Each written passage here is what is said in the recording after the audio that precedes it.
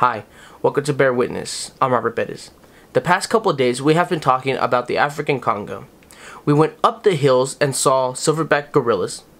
We jumped into the rivers and swam with manatees. And now it's time to head to the savannah so we can slither and hiss with one of the most dangerous reptiles in the world. So if you're excited, just like I am, be aware, sit tight, and hang on. And let's go. So today, we will be talking about the black mamba. Reaching a length of 14 feet and a weight of 3.5 pounds, this snake is far from small.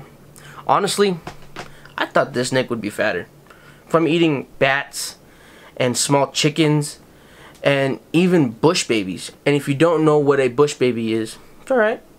It's just a small nocturnal primate that is native to Africa.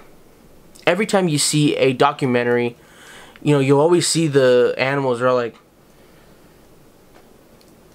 well, now we know why this black mamba will come out of nowhere and just devour anything that it sees. And that's something that's just like, whoa, it's pretty intense. So a little fun fact about the black mamba is that they're not even black. They're actually brown. The way that they get this nickname, the black mamba, is that when it feels threatened, it will open up its mouth.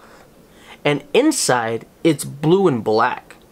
And that's where it gets the name. So these snakes are considered the most deadliest snakes in the world. Now, for the reasons being is because they're fast, they're nervous, they're highly lethal with their venom. And when they feel threatened, they're highly aggressive. And when I mean fast, they're fast, man. They can slither up to 12.5 miles per hour as a snake. That's pretty fast, man.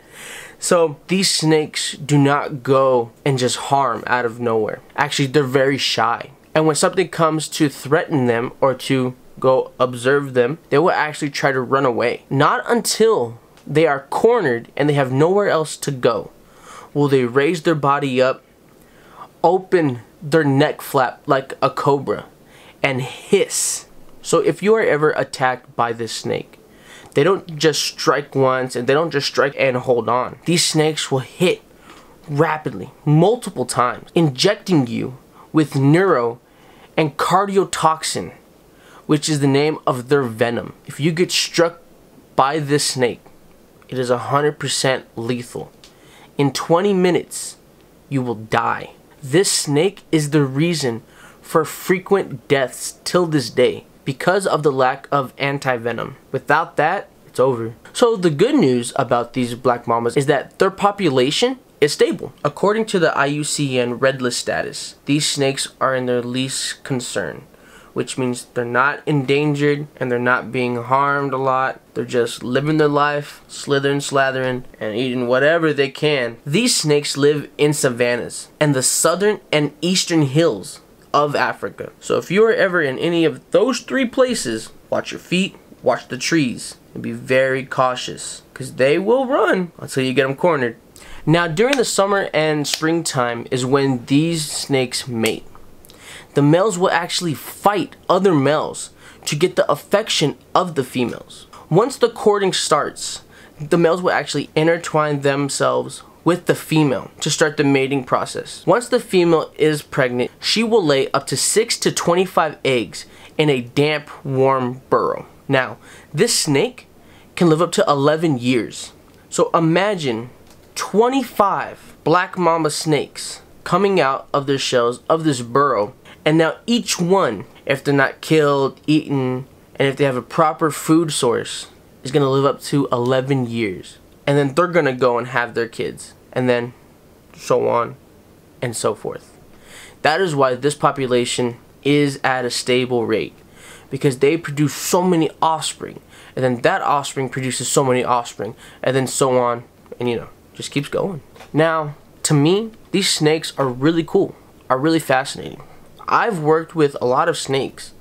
I have not yet had the honor of working with a black mamba yet.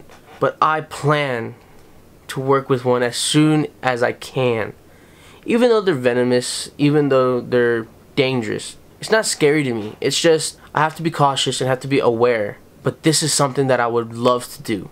Just to hold this reptile and feel it in my hands and feel its whole body just working as one. For the people who have not held a snake before, it's like no other feeling. It's amazing and it's weird and it's creepy, but the feeling that you have after you hold it is astonishing, because then you just want to go pick up another snake and another one and another one. This would be a dream come true to work with a black mamba and to see it in its natural habitat, in its natural form, just eating away and living its life. I want to thank you for spending time with me today and for spending the weekend in the Congo with me. I'm Robert Perez, and this is Bear Witness. Thank you. Bye.